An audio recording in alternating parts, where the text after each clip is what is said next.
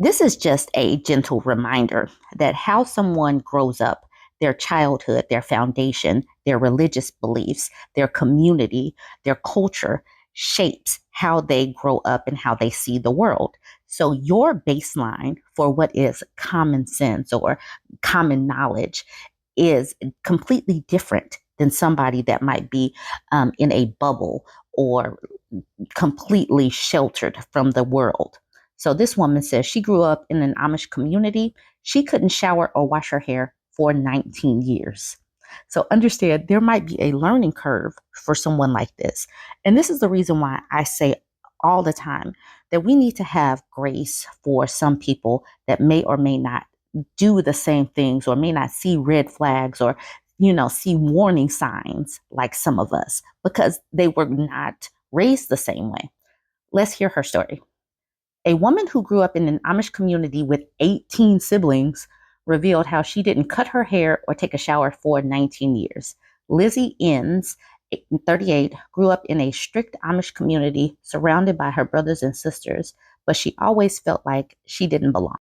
She didn't have any electricity or running water, had to sew all her own clothes, and wasn't allowed to cut her hair. Lizzie left age 19 when her boyfriend at the time from another Amish community escaped himself and helped her do the same. She left with just $20 and got a job as a dishwasher so she could integrate into modern society. Her life now is completely different, and she finds looking back on her lifestyle growing up crazy. Lizzie, a functional nutrition practitioner from Phoenix, Arizona, said, "We had no electricity, no running water. We didn't have showers. I never cut my hair before I left. That was surreal.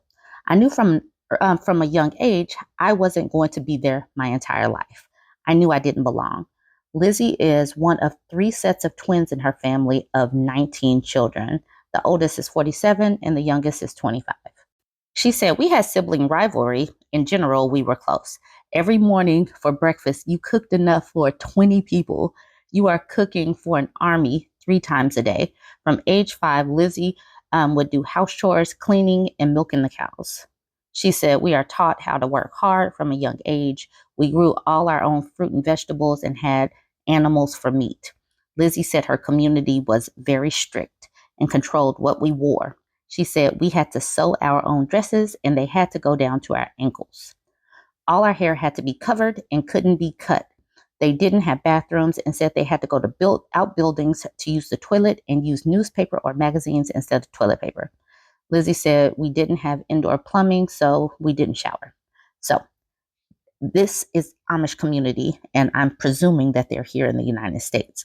But what I want to point out is the reason why I don't care for religion in any iteration is these people are all set out to control folks. This is no different from what women in Islam have to do with covering their hair with hijab and wearing clothes from head to toe and covering their. This is no different. It's all a way to control women and girls and make sure that, they're covered because of, want to tempt these men. It's basically the same, just a different flavor, just a different variety. She says, "I didn't have a shower until after I left. As a teenager, Lizzie started to question the rules of her community. She said, from my young teenage years, I put my attention on things going on outside in the outside world. I questioned a lot. The men came up with the rules and the women had to follow them. I could not get on board with the hierarchy." Lizzie had been dating a boy from another Amish community when she received a letter from him saying he had escaped. He told her he could pick her up that night along the road if she wanted to leave too. She went to bed, left a note before climbing onto the roof and jumping off to her freedom. "I sat on the roof contemplating how I'm going to jump." Think about that.